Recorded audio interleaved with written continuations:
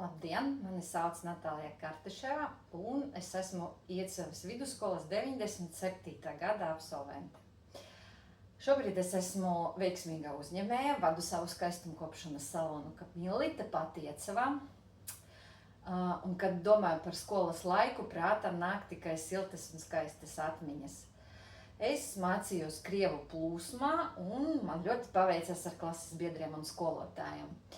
Es īpaši atceros skolotājus, pie kuriem mēs varējām aiziet ne tikai pēc zināšanām, bet arī vienkārši aprunāties par dzīvi, par saviem sapņiem, bāžām, par to, kas tajā brīdī bija svarīgs.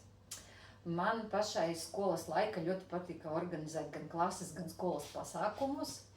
Un tieši skolā, es domāju, man iemācīja uzņemties atbildību, sadarboties ar cilvēkiem, nebaidīties no iniciatīvas un ticēt savām idejām un sapņiem. Un šis prasmes man noder vēl šodien, vadot savu uzņēmumu un strādājot ar cilvēkiem. Un patiesībā mana saikne ar Iecavas vidusskolu nekad nav pārtrūkusi.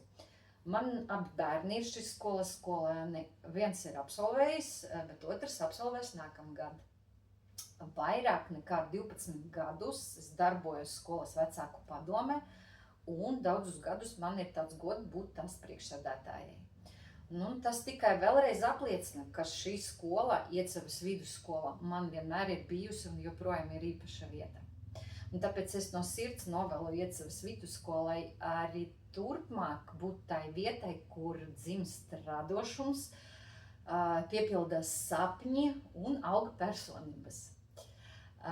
Un es visus absolventus aicinu, atgriezīsimies mūsu skolā, satiksimies ar skolotājiem un klases biedriem, dalīsimies atmiņās un kopā no sirds nosvinēsim mūsu skolas 150 gadu jubileju.